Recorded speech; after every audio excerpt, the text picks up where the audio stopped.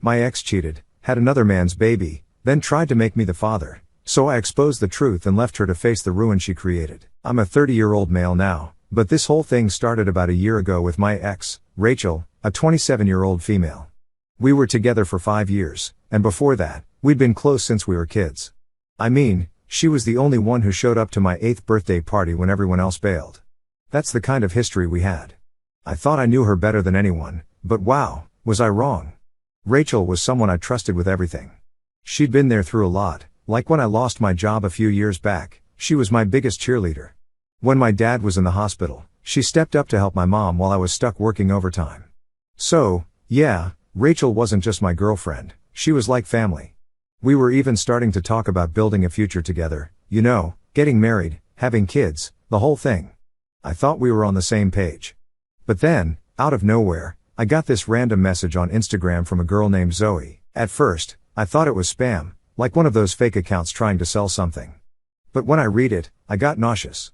Zoe said she had proof that Rachel was cheating on me. At first, I was skeptical. I mean, Rachel cheating?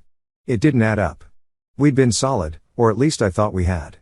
But then Zoe started dropping details that were too specific to ignore. She claimed Rachel had been seeing some guy named Liam for a while and had even told him she was pregnant. That caught me off guard. Pregnant? Rachel hadn't said a word to me about that. Still, the whole thing felt off. Who was Zoe, and why was she telling me this? I asked her straight up, how do you know Rachel, and why are you getting involved in this? Zoe replied, saying she wasn't a close friend of Rachel's, just someone who knows what's really going on. That didn't sit well with me. Why would someone go out of their way to expose someone else's relationship unless they had an agenda? Was Zoe trying to stir the pot for fun? Did she have something against Rachel? She said she was a friend of Liam's and found out about the affair after snooping through his phone. Apparently, she'd seen enough of Rachel and Liam's messages to piece everything together. Zoe claimed she felt bad for me and thought I deserved to know the truth. But was she really being altruistic, or was there more to it? Her timing seemed too convenient. She reached out to me out of nowhere, armed with screenshots and even a video. It was hard not to question her motives. I messaged her back, saying, okay, you've got my attention. Show me the proof. A part of me was hoping she'd flake out or admit she didn't have anything concrete, but she didn't. Instead, she sent a string of screenshots. They were texts between Rachel and Liam, and they weren't the kind of messages you'd mistake for friendly banter. They were explicit, graphic even, things I couldn't unsee, things that didn't just hurt, they burned. I still wasn't ready to fully buy into Zoe's story. Screenshots can be faked, people do it all the time, right? So, I pressed her further. Why are you doing this? I asked. Her response was blunt, because Rachel's been playing you. Liam's an idiot, and Rachel's not as innocent as you think. Someone needs to tell you the truth. Then Zoe lost it and sent me a video. It was Liam laughing with his friends, talking about how he'd been sleeping with Rachel and how she told him the baby might be his. My stomach turned. I didn't want to believe it, but the way Liam was talking, the smug tone in his voice, it felt too real to ignore. Even with all that, I couldn't shake the feeling that Zoe might have her own agenda. Why now? Why me? Was she doing this to help, or was she just trying to hurt Rachel for reasons I didn't fully understand? I asked her one last time, what do you get out of this? What's your angle? She didn't sugarcoat her answer, I'm tired of seeing Rachel and Liam get away with their crap. You seem like a decent guy, and you deserve to know the truth. Do with it what you want. At that point, I didn't know what to think. Zoe's story lined up, and the evidence was overwhelming, but I couldn't shake the feeling that I was just a pawn in someone else's game. Was she telling the truth, or was she out to ruin Rachel for reasons I didn't fully understand? I saved everything Zoe sent me, the screenshots, the video, her messages explaining how she knew Rachel and Liam. Whether or not I fully trusted her, I couldn't deny the weight of the evidence. Every screenshot chipped away at the Rachel I thought I knew, and every second of that video hammered home the reality I didn't want to face. I stared at my phone, my mind spinning. I wanted to throw it across the room to make all of it disappear, but that wouldn't change anything. I kept scrolling through the messages, hoping for something, anything, that would make it all make sense, but nothing did. The Rachel I thought I knew, the one who'd been my partner, my safe place, wasn't real. She'd been lying to me, sneaking around with Liam, all while pretending we were building a future together. And Zoe, whoever she really was, had blown the lid off it all. Whether she was a friend, an enemy, or just someone who wanted to stir the pot, I couldn't ignore what she'd shown me. It didn't make the betrayal hurt any less, but at least now I knew the truth, Or at least I thought I did. Rachel was out visiting her parents when all this went down, which gave me some time to think. I packed up her things, everything she'd left at my place, and put it in the trunk of my car. I wasn't sure how I'd confront her, but I knew I had to. There was no way I could sit on this and pretend everything was fine. When she got back later that evening, she was all smiles, like nothing was wrong. She hugged me and said she had some exciting news. She told me she was pregnant, and I felt my blood boil. I had to fake a smile and act like I was thrilled. I told her we should go out to celebrate, and she thought it was a great idea. Instead, I drove her to her parents' house. The whole ride, she kept asking why we were going there, and I just said, "We'll talk when we get inside." I needed her mom there for this because I knew Rachel was about to go full denial mode, and I wanted a witness. When we got inside, Rachel's mom glanced up from her phone. "This is a surprise. What's going on?" Rachel, still riding her delusion, chimed in, "We have some big news to share." I shook my head, cutting her off. "Nope, not the news you're expecting." Rachel turned to me, confused. "What are you talking about?" I stared her down. "I know, Rachel. About Liam, about the texts, about the baby." Her smile dropped instantly. "What are you even talking about?" Her mom leaned forward. "Who's Liam? What's he saying, Rachel?" Rachel started scrambling. "He's misunderstanding something. It's not what it sounds like." I pulled out my phone, scrolling to the screenshots. "Not what it sounds like? Then explain this.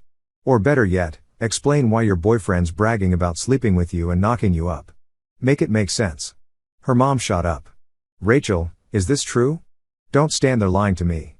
Rachel started tearing up. "It was a mistake, okay? I didn't mean to hurt anyone." "A mistake?" I said, letting out a dry laugh. "Rachel, you carried this on for 2 years. 2 years. You don't trip and fall into a 2-year affair. That's not a mistake, it's a choice." Her mom's eyes narrowed. 2 years, Rachel? What were you even thinking? And this Liam, he's the father? Rachel wiped at her face, mumbling, "Yes, but it's not what you think." "Stop saying that," I snapped. "It's exactly what I think. You've been lying, sneaking around, and now you want me to what? Pretend this didn't happen? Be your backup plan because he bailed? No, absolutely not." Rachel threw her hands up, desperation creeping in. "I'll fix this. I'll do anything, I'll get rid of the baby if that's what it takes to make things right." Her mom started yelling at her. "What are you even saying right now?" I shook my head, disgusted. "Wow, Rachel, that's your solution? You think you can erase all of this, and we'll just go back to normal? You really think I'm that stupid?" Rachel stepped toward me, pleading. "Please, I love you. I can't lose you." "You already lost me," I said, cold. I grabbed the bag of her stuff I'd brought with me and shoved it toward her.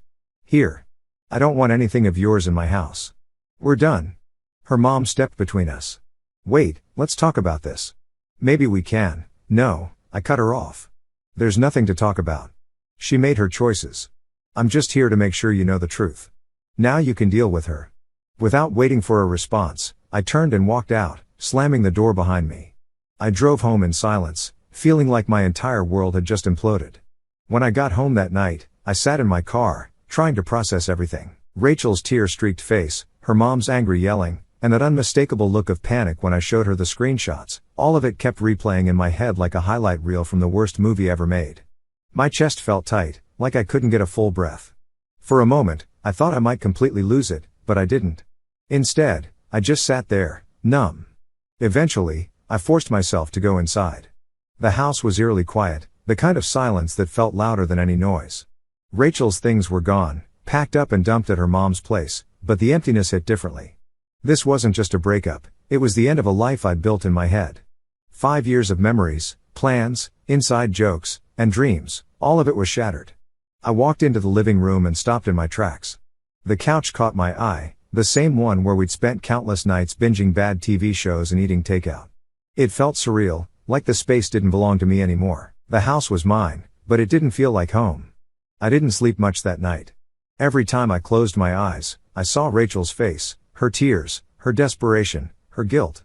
I kept wondering how I didn't see it coming, how I could have missed something so massive for 2 whole years.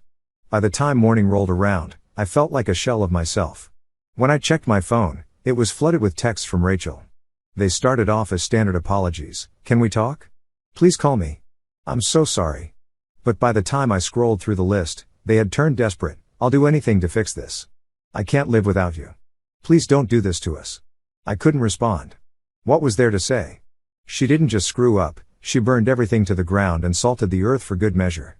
I blocked her number by the afternoon, thinking that would be the end of it, but I underestimated her determination. By that evening, she had shifted to social media, bombarding me with messages, the same routine, apologies, promises to change, pleas for another chance. I blocked her on every platform. Then the emails started, long-winded messages about how she couldn't live without me and how she'd never forgive herself. Part of me wanted to tell her to leave me alone, to stop dragging this out, but another part didn't want to give her the satisfaction of knowing she'd gotten under my skin. So, I ignored her. Later that day, Chloe showed up unannounced. She's always been the one to step in when my life goes sideways, and this was no exception. "All right, spill," she said as soon as she walked in, her arms full of snacks and drinks. I didn't even know where to start, but once I did, it all came pouring out. The DM from Zoe, the screenshots, the video of Liam, Rachel's confession, and everything that had happened at her mom's house. Chloe sat there, her expression shifting from disbelief to pure anger. 2 years? She shouted, nearly dropping her drink. "And you had no idea?" I shook my head, feeling the bitterness rise in my chest. "She played me like a pro," I said, the words tasting sour. Chloe's protective instincts kicked in immediately. "She doesn't deserve even a second of your time, you know that, right?" she said, her voice firm. I nodded, but it didn't ease the ache in my chest. Chloe stayed for hours, making me talk through everything and cracking jokes to lighten the mood. By the end of the night, she was even joking about changing my locks just in case Rachel gets any ideas. The next day, I told my mom. I had been dreading that conversation because she adored Rachel. For years, she'd called Rachel the perfect match and talked about how she couldn't wait for us to get married. Breaking the news felt like admitting I'd failed somehow, even though I knew, deep down, it wasn't my fault. When I showed her the screenshots, she just stared at them in silence for what felt like forever. Finally, she said, she cheated. Her voice was soft, almost like she didn't believe the words coming out of her mouth. I nodded, unable to meet her eyes.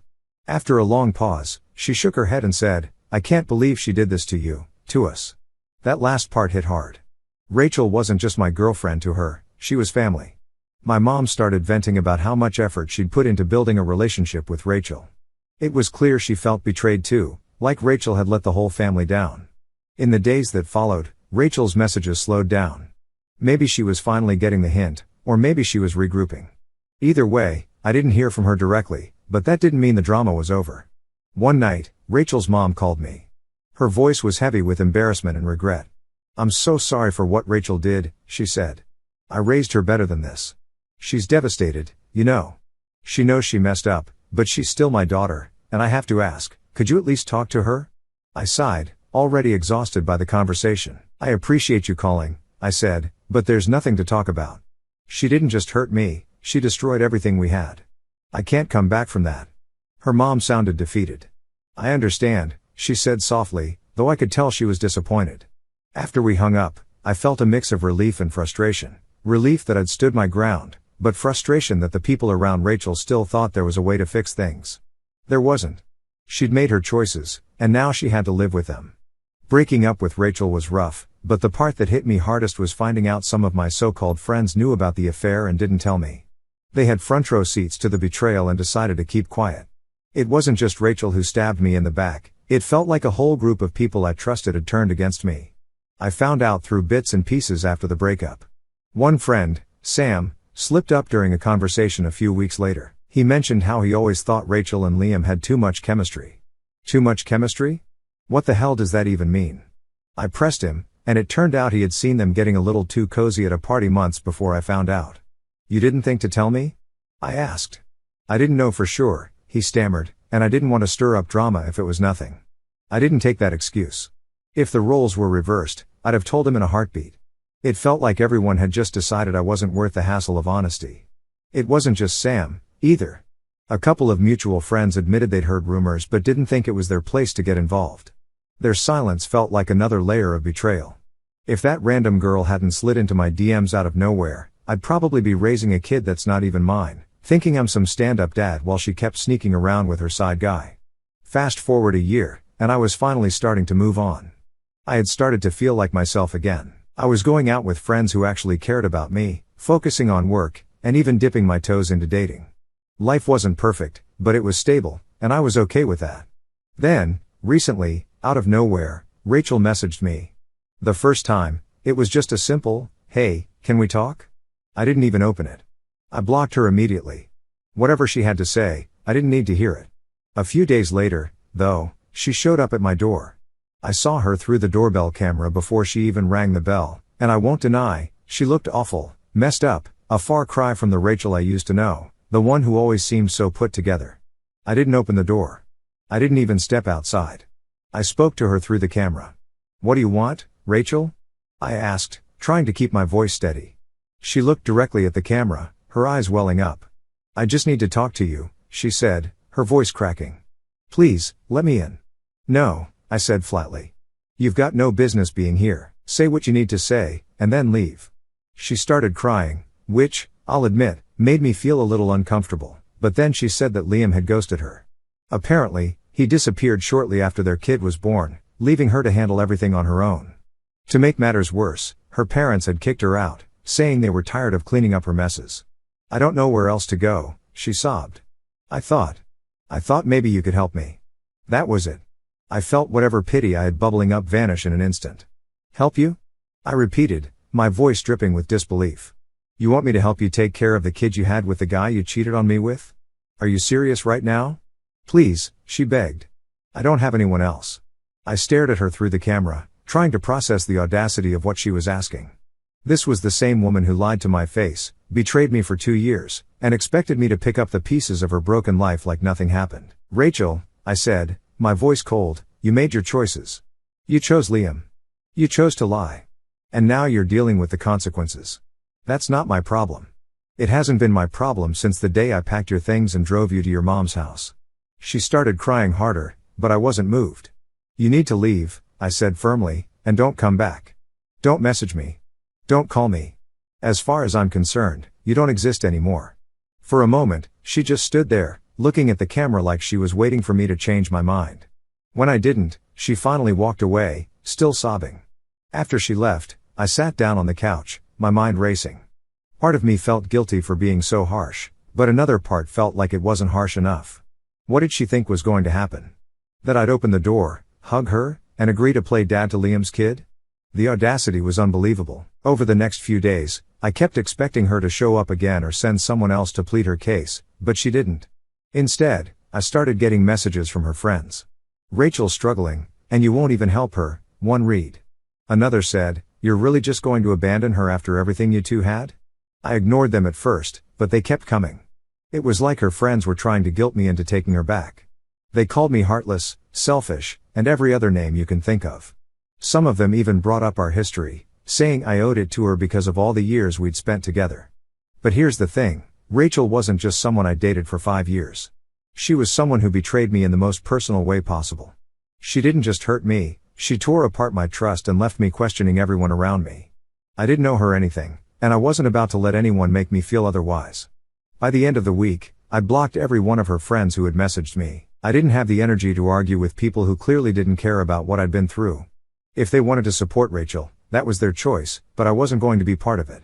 That chapter of my life was over, and no amount of guilt tripping was going to drag me back into it. However, Rachel didn't stop. Neither did her friends. After she showed up at my door and I shut her down, it was like a switch flipped.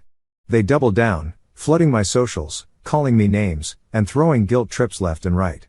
"You're such a coward for leaving Rachel when she needs you most," one message read. Another said, "You're less of a man for not stepping up." The entitlement in their words was mind-blowing.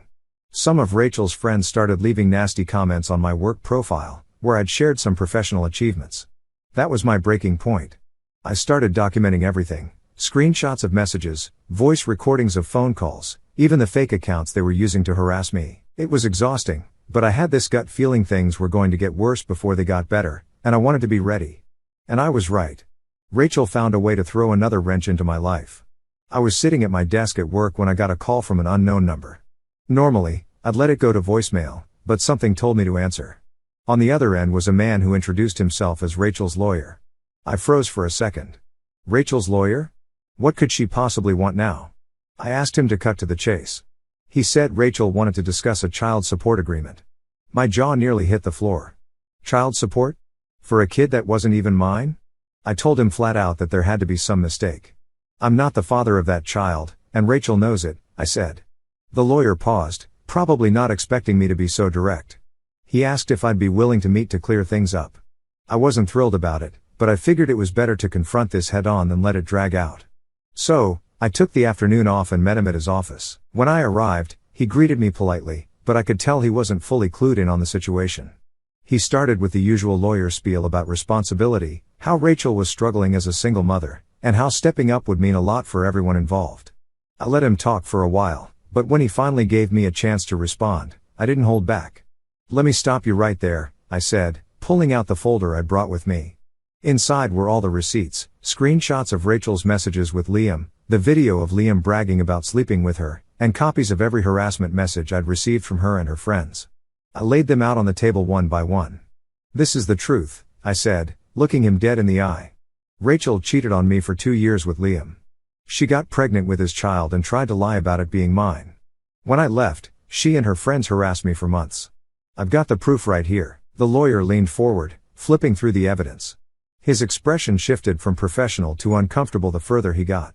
By the time he reached the last page, he looked like he just realized he was on the losing side of a fight. But then, as if he wasn't already grasping at straws, he added, Rachel mentioned something else. She said you were emotionally abusive during the relationship. That's why she's struggling to make ends meet now. For a second, I thought I'd misheard him. Excuse me? I asked, my voice steady but laced with disbelief. She claimed that part of the reason she reached out for support was because your behavior during the relationship left her without a safety net, he said, avoiding eye contact. I let out a dry laugh. So, let me get this straight. She cheats on me for 2 years, tries to pass off another guy's kid as mine, harasses me when I walk away, and now she's spinning some story to make me look like the bad guy? The nerve. He shifted uncomfortably in his seat, clearly regretting bringing it up. Look, I'm just relaying what she told me, he said. I grabbed my folder and stood, giving him one last look. If Rachel or her friends keep this up, I'll make sure their lies come with legal consequences. This ends now. The lawyer nodded, clearly rattled. Understood, he said, gathering the documents into a neat stack. I'll need to speak with my client about this. You do that, I said, walking out of his office without looking back. At that moment, I felt so damn angry. Rachel thought she could drag me into her mess, but little did she know who she was playing with. I kept thinking about everything the lawyer talked about. The audacity of it all was mind-blowing. I couldn't let it go. Against my better judgment, I grabbed my phone and called Rachel. She picked up almost instantly, her voice cautious but annoyingly sweet, like she'd been expecting me to cave. I wasn't sure if you'd want to talk. I didn't bother with pleasantries. Rachel, what the hell is this about child support? I snapped. I just got out of a meeting with your lawyer, and I want to know what kind of fantasy land you're living in where you think I'm paying for your kid. Her tone shifted immediately. Look, I didn't know he was going to reach out to you like that, she said, stumbling over her words. I'm in a really tough spot, and I thought maybe, she trailed off, like she realized mid-sentence how ridiculous she sounded. You thought maybe what? I interrupted, my voice rising. You thought maybe I'd just roll over and be your safety net after everything you've done? Let me make one thing clear, Rachel, that kid is not mine. I don't owe you anything, not money, not time, not even a damn text back. You made your choices, and you don't get to drag me into your mess because Liam bailed on you. She let out a shaky breath, and I could hear her trying to hold it together. I didn't mean for it to go this far, she said quietly. I don't have anyone else to turn to. My parents won't help, and Liam, he's gone. I'm doing this all on my own, I laughed, cold and bitter. And whose fault is that, Rachel? You cheated, lied, and tried to pass off someone else's kid as mine. And now you're coming back to me because you're out of options? That's not my problem. It hasn't been my problem since the day I walked out. She started crying then, sniffling into the phone. I'm sorry, she choked out. I didn't know what else to do. Sorry doesn't fix this, I said flatly. You need to stop. Stop calling me, stop sending people after me, and stop trying to manipulate your way into my life. You don't get to come back from this. We're done, Rachel. For good. I hung up before she could say anything else and tossed my phone onto the passenger seat. My hands were shaking, but it wasn't from regret, it was from the sheer nerve she had to even think I'd entertain her nonsense. For the first time in a long time, I felt like I'd truly shut the door on her and all the chaos she brought into my life, and it felt damn good. A few days later, I got a formal letter from that lawyer. It was brief and to the point. There would be no further attempts at contact from Rachel or her friends. He also mentioned that Rachel had decided to move to another city to start fresh. There was even an apology included, though I doubted it came from Rachel herself. When I read the letter, I didn't feel vindicated or triumphant. I just felt relief. The chapter with Rachel was finally, officially closed. There would be no more messages, no more harassment, no more lawyers trying to guilt me into taking responsibility for a child that wasn't mine. So, the drama had finally quieted down, but rebuilding trust, that was the real challenge. Every time I met someone new, the thought lingered, what if they're hiding something too? But I wasn't going to live in paranoia. Rachel had already taken enough from me, and I refused to let her take my future too. I focused on what I could control, hitting the gym, throwing myself into work, and spending time with people who actually cared about me. Slowly but surely, I started feeling like myself again. One night, while I was out with some friends, Matt brought up dating. "You back in the game yet?" he asked. I smirked. "Not even close." "Come on, man," he said, rolling his eyes. "Not every woman is like Rachel. Don't let one bad apple ruin the whole thing for you." I didn't commit to anything then, but his words stuck. He wasn't wrong. I wasn't going to let Rachel's betrayal write the rest of my story.